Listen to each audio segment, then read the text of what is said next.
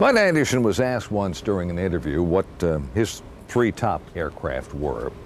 Well, the P-51, of course, like this one, for nostalgic reasons, since got me through the war, he said. It's a beautiful aircraft, flies like it looks, and the Merlin engine up there has an incredible sound. Anderson considers the F-86 Sabre the fighter pilot's fighter. And the F-15? Well, it has all the latest bells and whistles that give them a tremendous capability. But when comparing the aircraft of the 1940s with today's technical marvels, Anderson told the interviewer, "My, what I would have given for a GPS during World War II." Born in Oakland, California, January 13, 1922, he spent his early years on a farm near Newcastle, California. When he was 7, his father took him to a small dirt airfield where he got his first ride in a Stearman biplane. It was intoxicating, exciting, and a little frightening, Anderson recalls. Anderson learned to fly at age 19 while attending college in 1941 through the Civilian Pilot Training Program. In January 1942, he entered the U.S. Army Aviation Cadet Program, earning his wings and commission in September. During World War II, Anderson served 2 combat tours, escorting heavy bombers over Europe in a P-51 Mustang. He served with the 357th Fighter Group, 363rd Fighter Squadron, in the 8th Air Force from November 1943 through January 1945. He had flown 116 combat missions, 480 hours, and destroyed more than 16 enemy aircraft in aerial combat and 1 more on the ground. After being assigned recruiting duties, Anderson was all too happy to leave the desk flying behind him when he received his orders to report to Wright Field. His first assignment was 6 months in Alaska, cold weather testing the F-82. Returning to Ohio, he was assigned to Experimental Test Pilot School, and following graduation was assigned to the Fighter Test Pilot Section.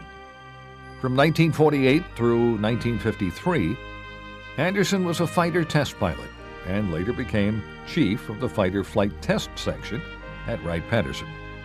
He flew many models of the early jet aircraft and was involved in some very unusual flight test programs. A B-29 bomber was used, with 2 F-84D jet fighters attached to the bomber wingtips. Again, Anderson made the first flights. Later in 1952, at the Convair facility at Carswell Air Force Base in Texas, Anderson participated in the flight test to develop a parasite jet fighter to be carried by the large, long-range B-36 bomber. He made the first flight, and essentially the entire test flying, to develop the launching and retrieving trapeze mechanism on the RB-36.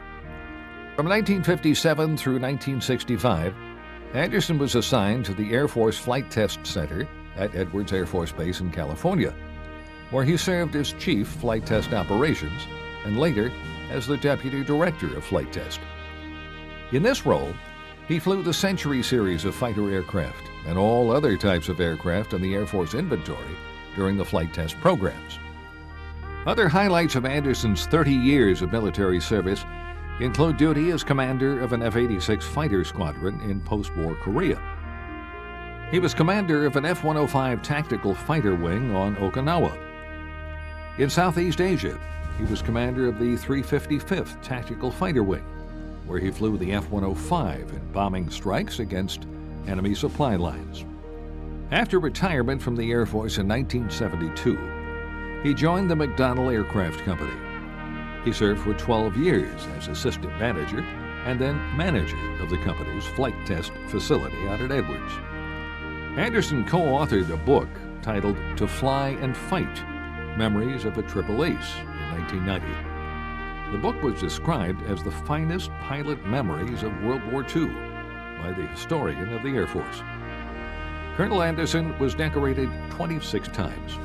His awards include 2 Legions of Merit, 5 Distinguished Flying Crosses, 16 Air Medals, the Bronze Star, and the French Croix de Guerre.